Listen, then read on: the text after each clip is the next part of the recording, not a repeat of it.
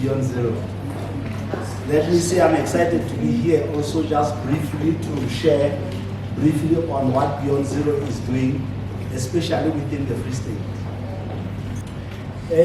Beyond Zero has about, when you look at when it started, about 16 years of experience and a successful track record delivering public health programs in South Africa, focusing on HIV and AIDS, STIs, TB, care, support, treatment and prevention in the Eastern Cape, KZN and Limpopo provinces. However, because of the Global Fund now, they are present in the Free State. So the Free State office is fairly new. It has just been established the end of 2019. It has been selected as one of the principal recipients of Global Fund for HIV, TB, malaria, and the grant is running from April 2019 to March 2022. And Beyond Zero is overseeing those provinces that I've alluded to above. It's overseeing about 4 programs: MSM program, TG, AGYW, and CRS program. In both in Eastern Cape, Free State, Limpopo, Mpumalanga, and Northwest and Western Cape provinces. Can I have another one, please? And in the Free State programs, these are the programs that we have in the Free State and the sub-district where they are located. My apology that I couldn't find the last 2. However, we have the sub-recipient Free State Rainbow Seed, Tholwana, Molemo, and Institute for Health Program Systems, which the primary recipient is Beyond Zero. So Beyond Zero is directly working with them. But these other ones, Beyond Zero has given money to other primary recipients who are also assisting other sub-recipients. And this include Show Me Your Number, which primary recipient is the AIDS Foundation of South Africa. And the Solomon programs, these are the programs that these organizations are implementing in those districts. And so if you are in that district, you can contact them and begin to raise a network for the work they are doing and perhaps for the work you are also doing.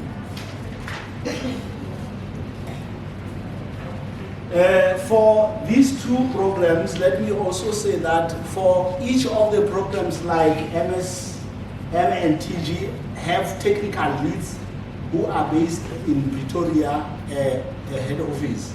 And for this particular programs, Edward Sibanda is a technical lead. That's the person that provides all the technical information, even in terms of the trainings, the specific trainings that should happen, although we have a training department, but that is the person.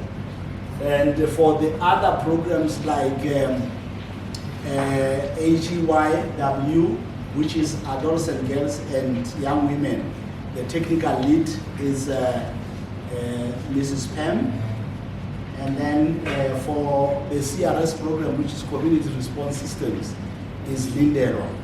Those are our technical people as far as the programs are concerned. And so this particular program addresses the sectors like biomedical, behavioral, and structural drivers of the epidemic, which is HIV/AIDS amongst this key population.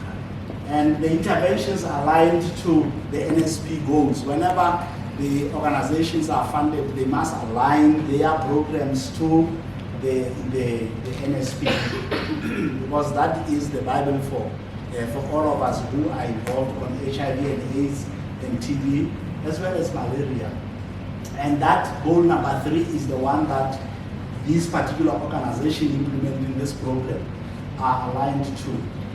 And the model is delivered through a combination of preventative interventions, treatment, care, and support. And the program helps to ensure that the beneficiaries have access to the type of interventions that best suit their different needs. The activities are such that they are tailor-made for individual needs who benefits from the programs. And also to ensure comprehensive provision of quality health services for the targeted group across HIV/AIDS continuum in alignment with the 1990 strategies, which I believe that maybe all of us are familiar with. Now, the second program, which is the adolescent girls and young women, which is being implemented in the two sub-districts, Mhlabeng and Setsotho, by IHPS. The HIV/AIDS prevention programs for adolescent girls and young women, both in schools and out of schools, and that is the period within which the program will be running.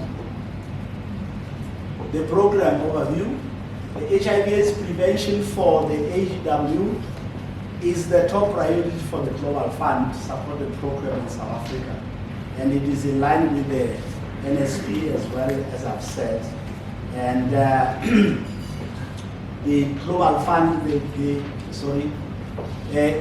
is in line with the NSP and Global Fund guidance. The Global Fund supported AGWY program also is running between those periods, and it will deliver the age tailor-made combination of preventative package services for the age group that is there, age between 15 and 24, which are girls within schools, and also there is also a modality for those girls who are outside of schools.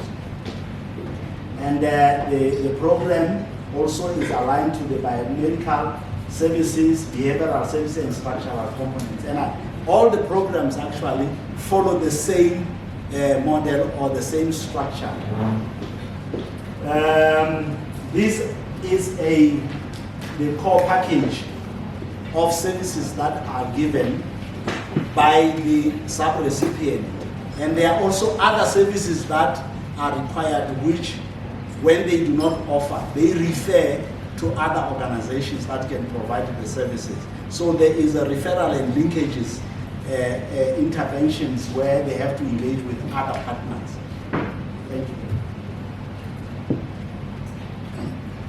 Now, as I've mentioned, the program is like this. This is the model of the programs, and I think those who are implementing Tholwana and Molemo also almost have a similar kind of model, but the interventions, your core package may be slightly different. And the other programs also, it will have the same structure or the same model, but the core package will slightly be different, and also the other referral services, because it depends on the needs of people who are using the services. And these are the core services that an individual recipient is offering. This is what they offer to the learners. And then other services, then they refer to the Department of Education, other NGOs, the facilities, and so on. Thank you, Dr. Then we have this other program, which is Community Response System. This particular program is also operating in the Thakanyane, in all the sub-districts in the Thakanyane. The program has just been initiated as well last year, and there are already 8 CSOs that have been identified and provided with some trainings. These are just registered community-based organizations that Beyond Zero picks them up, and then after identifying them, they will first do an assessment to first check the strength and the weaknesses of the organization to actually benchmark as to where they are, even the programs that they are doing. And then from there, Beyond Zero will then be engaging organizations and provide capacity building so that they develop their organizations. They are basically small organizations. Some of them don't even have funding. They don't have capacity to manage funding. So our job is actually to grow them up. And then after the training, then they will be given those ability training, and then the mentorship will be done. After this, then we assist them to develop their strategic plans. And once they submit their strategic documents, then we call them for small grants. And at this stage, last week we were doing the strategic plans for them, training them on strategic plans. We are now waiting to receive their documents to review them and see if they need more mentoring in that regard. And then sooner or later, the call for the grants for them will come out. And so if you are one of those organizations or you're working for a small organization out there, keep in touch with Beyond Zero, especially in those districts, sub-districts in Thakanyane. Maybe because I believe the way I understand the program is not going to be the 8 organizations. We're going to have more organizations in the second round. So if you are up that side, you should watch out when the information is coming. So this is about the small grants. First, the CBOs, I talked about the capacity building, and then from there, the CBO,